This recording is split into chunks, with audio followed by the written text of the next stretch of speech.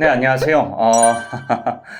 제가 이야기를 하는 걸 보니까 되게 톤을 다운시켜서 이야기하더라고요. 그러다 보니까 듣는 사람들도 힘이 없을 것 같아서 이걸 좀 더 밝게 이야기해야겠다. 좀 높은 톤으로 이야기를 하려고 합니다.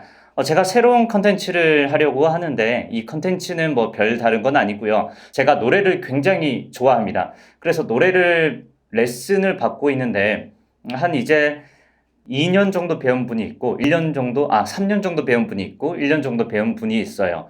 근데 이렇게 레슨을 받으면서 보니까 제가 이 받은 레슨 내용들을 다 같이 공유하면 어떨까 그런 생각이 들더라고요. 이번에 제가 기초 발성반, 그러니까 발성의 기초를 가르쳐 주는 데 가서 단체로 듣는 그런 수업이 있는데 그 수업을 듣다가 깜짝 놀랐어요.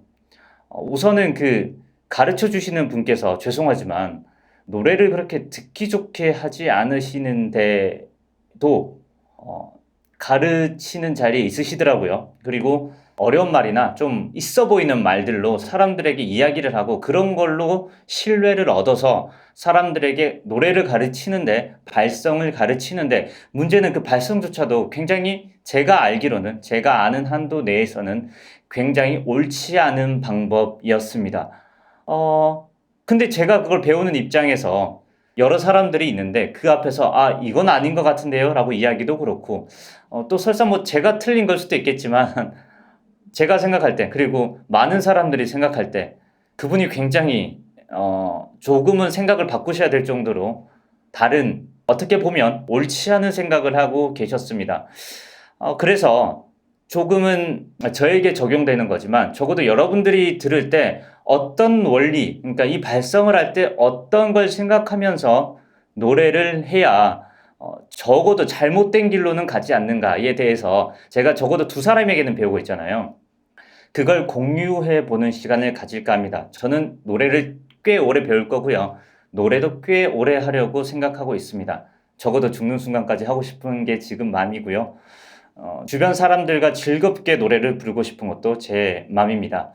앞으로 제가 녹음한 것도 올릴 수도 있겠지만 우선은 이 제가 레슨을 받을 때마다 그리고 이 레슨 내용에 대해서 다 같이 공유하고 다 같이 노래를 좋아하는 사람이 됐으면 좋겠다는 입장에서 이 영상을 찍어 보려고 해요.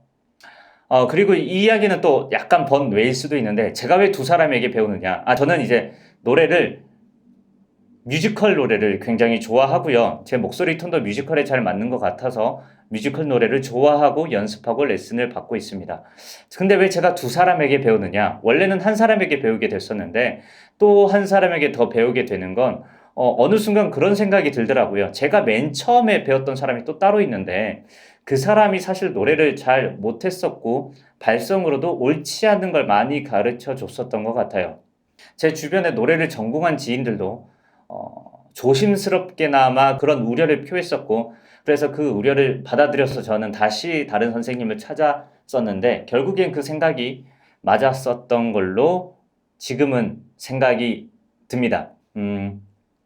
그러다 보니까 그런 생각이 들었어요. 내가 이 선생님을 믿고 계속 레슨을 받겠지만 그래도 다른 사람의 발성에 대한 생각 그리고 다른 사람은 어떻게 소리를 제대로 낸다고 생각을 하는지 그리고 그걸 저에게 적용시킬 다른 방법도 있는지 한번 생각해 보고 싶어서 다른 선생님께도 레슨을 받고 있습니다. 두 분 다 지금 현역으로 뮤지컬에 대해서 일을 하고 계시는 분이고 그리고 꽤나 그래도 능력 있으신 분들이라고 생각을 합니다. 물론 제 기준에서요. 이제 보시는 분들의 입장에서는 뭐 그런 사람한테 노래를 배워라고 할 수도 있겠지만 제 입장에서는 굉장히 좋으신 분들이라 앞으로도 계속 쭉 받으려고 생각하고 있습니다. 그래서 이 두 사람에게 배우면서 이 발성에 대한 교차 검증, 나에게 맞는 발성은 어떤 것인가를 찾아가 보려고 합니다. 지금 레슨 받는 입장에서 3년 됐고 또 이분에게는 또 1년이 됐는데 한 분은 3년, 한 분은 1년이 됐는데 이 두 가지 입장을 들으면서 혼란스러운 것도 물론 있었어요. 하지만 거기에서 이 사람들이 다른 이야기를 해도 결국에는 같은 것을 향해 가는 것이 아닐까 하는 생각이 들었고요. 결국엔 소리라는 아주 큰 거대한 코끼리를 작은 코끼리일 수도 있어요. 작은 쥐. 눈을 감고 만지는 장님처럼 서로 다른 것을 만졌지만 같은 것을 이야기하려고 하는 게 아닌가 하는 그런 생각도 들어요.